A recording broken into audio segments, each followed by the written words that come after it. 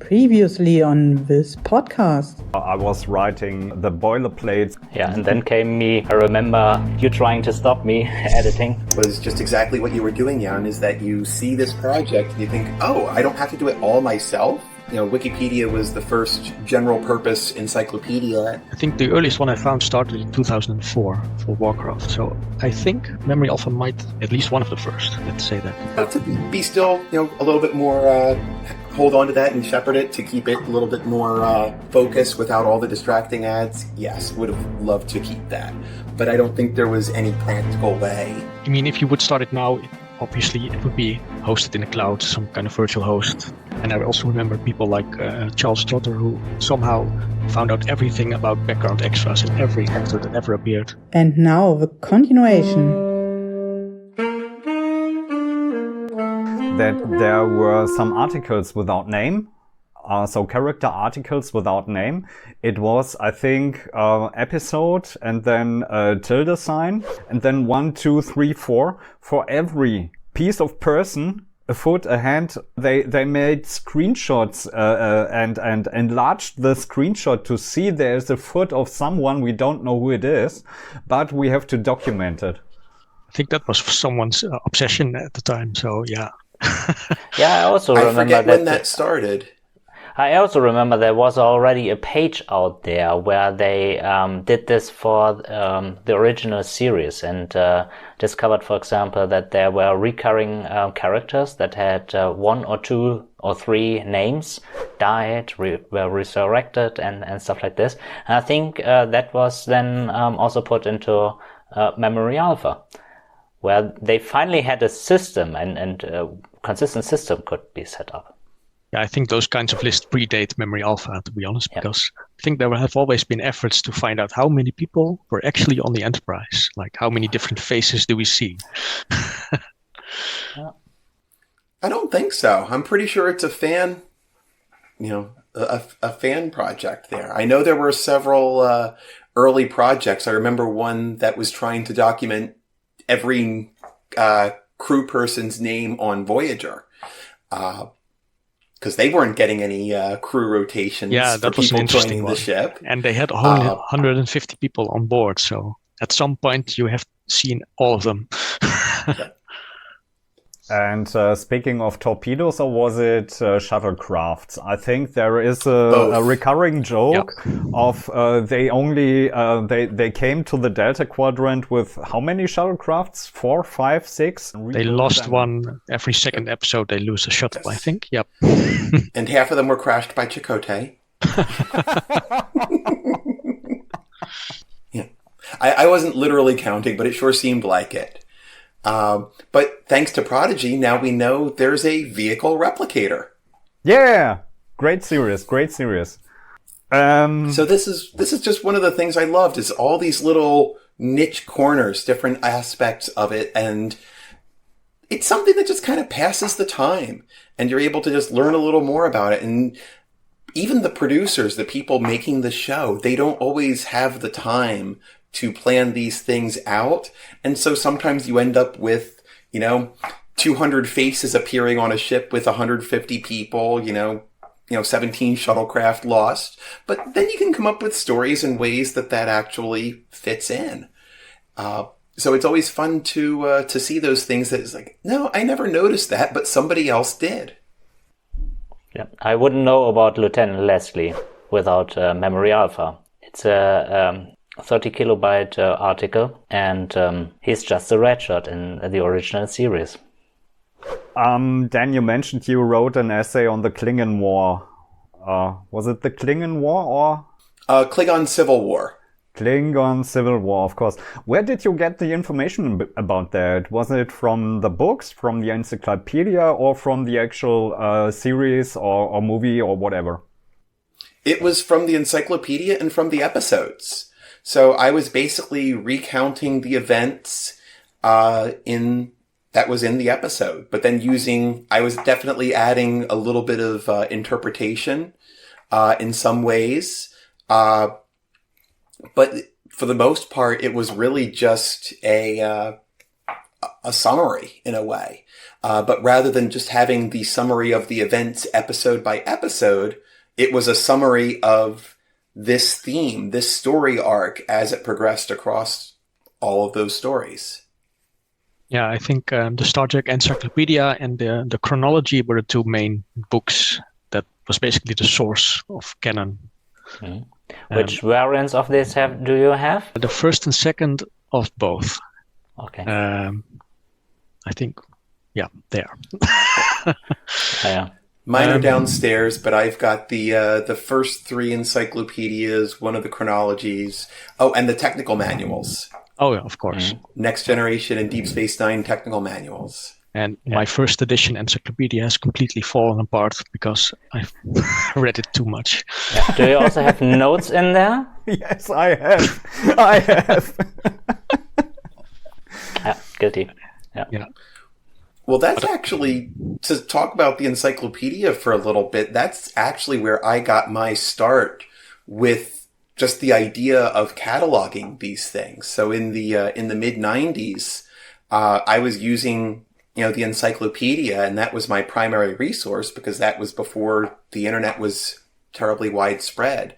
So I was creating, first I started a spreadsheet. And then from there, then I used database software on my family computer called FileMaker Pro. My dad used the family computer for work as well, so I had access to this fairly fancy program. But I made sure to make it look like the LCARS interface, and so I had a long list of every ship that was listed in the encyclopedia. Then I started a list of every episode, started making lists of characters and such. So it was all very interactive, and I was building it solely for my own enjoyment. And as time went on, like around 1999, 2000, I started thinking, how can I share this? But the software you needed to run on the desktop, and it was a business program, so it was several $100s. So it was something that was very difficult to share. And that was when I started my website as a kind of alternative, thinking maybe someday I'll put my database up there too. But then came along the Memory Alpha project. Yeah, I also remember very clearly, I grew up with the Next Generation. And then someday I saw in a shop one of the posters of the Enterprise D, the cutaway poster. And that's the moment I realized, wait a minute, they've actually thought about this. This ship actually makes sense, and there are places in the ship that are actual places. There's a bridge, transporter room. You can go there. They figured out how that works. So that's the moment for me where Star Trek suddenly became like, okay, you can think about this, and you can think about how this universe works. And I think that was maybe late 90s. Mm-hmm. I think I have the same poster. I was planning to put it up here, but it's dated. Yeah, and especially interesting was that it showed all the previous Enterprises. Yes. And, hey, I know the first one, I know this one, but there are Enterprise C, Enterprise B. What's that? Yeah, I never saw those movies or episodes. Maybe I was too young to understand it. So that really got the imagination going. From okay, this is a whole ship, and thousands of people, and all kinds of other ships. Yeah. And then in 1999, we got an internet connection at home, and I remember one of the first people I spoke to about Star Trek was Bernd Schneider from ex Astra Scientia. So, and via him and some mailing lists and stuff like that, I discovered Flare. And a few years later, it was Memory Alpha. Also, the very same. So I also had this poster. I think we are talking about exactly the same poster, same encyclopedia, chronology. I didn't have the technical manual though, but I had a book about background information in Deep Space Nine, and that is actually the thing that is most worn. Next to the encyclopedia. Jan, is that the one with the making of, where they talk about like the early scripts and the production of the show? From Deep Space Nine, yes. Yeah. Yeah. Here with lift it concepts. a little higher. Oh, yep, I have that same book. Yes. Concept drawings of this, and yeah. Oh, that's beautiful. Show me more. What do you want to know? Alien background images? How they built the station? Yes, wonderful. So creative. I just wished at that time that I could draw with that quality, to draw some spacecraft and design on spacecraft. But yeah, my strength was finding errors in other people's work. Oh, everybody's mentioned Bernd Schneider and Ex Astra Scientia and Flare. I think that's really a common part here. Of course, obviously, Flare is where that's kind of the nexus point, because that's when Harry brought up the idea. So we all have a connection there anyway. But I mean, I'm still amazed at how strong Ex Astra Scientia is going, and that Bernd lets that, to talk about some of the technology and the background materials. So fascinating there. The observations I'm still amazed by. And I know that's a lot of that is Jörg also. Yeah, Jörg's observations can be a whole podcast in itself. Yes. Yeah, I don't know what kind of database he uses, but it's on a different level. I think the database is pen and paper. I asked him about this once. Really? Ooh. Yeah. Wow. Wow.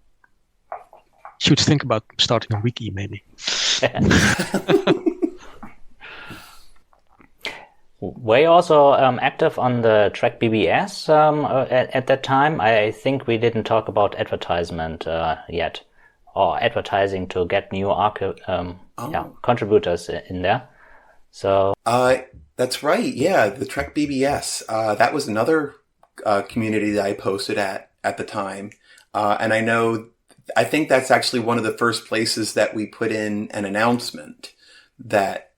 When we were trying to solicit, like publicly to get people to just start casually dropping by.